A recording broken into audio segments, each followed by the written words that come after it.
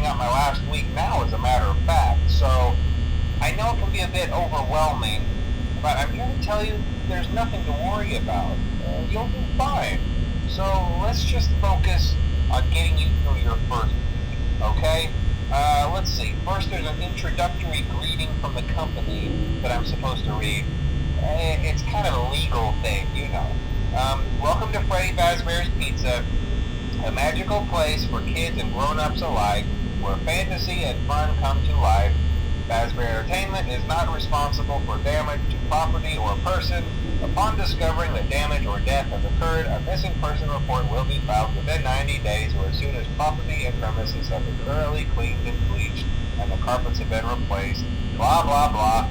Now, that might sound bad, I know, but there's really nothing to worry about. The animatronic characters here do get a bit quirky at night, but do I blame them? No. If I were forced to sing those same stupid songs for 20 years and I never got a bath, I'd probably be a bit irritable at night too. So remember, these characters hold a special place in the hearts of children and we need to show them a little respect, right? Okay. So just be aware, the characters do tend to wander a bit. They're left in some kind of free roaming mode at night. Something about their servos locking up if they get turned off for too long. They used to be allowed to walk around during the day too, but then there was the bite of 87. Yeah, it's amazing that the human body can live without the frontal lobe, you know? Now, concerning your safety, the only real risk to you as a night watchman here, if any, is the fact that these characters, if they happen to see you after hours, probably won't recognize you as a person. They'll most likely see you as a metal endoskeleton without its costume on. Now, since that's against the rules here at Freddy Fazbear's Pizza, they'll probably try to forcefully stuff you inside a Freddy Fazbear suit. Now, that wouldn't be so bad if the suits themselves weren't filled with cross beams, wired, and animatronic devices, especially around the facial area. So you can imagine how having your head forcefully pressed inside one of those could cause a bit of discomfort and death. The only parts of you that would likely see the light of day again would be your eyeballs and teeth that pop out the front of the mask. Yeah, they don't tell you these things when you sign up. But hey, first station of the breeze. I'll chat with you tomorrow. Check those cameras and remember to close the doors only if absolutely necessary. Gotta conserve power. Alright, good night.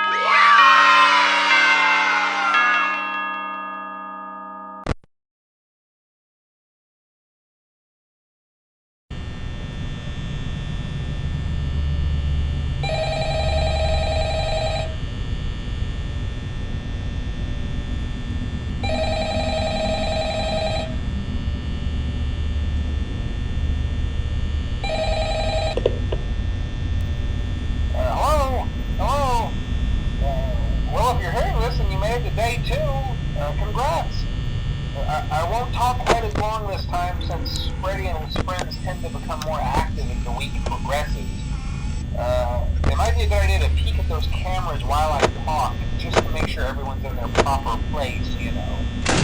Interestingly enough, Freddy himself doesn't come off stage very often.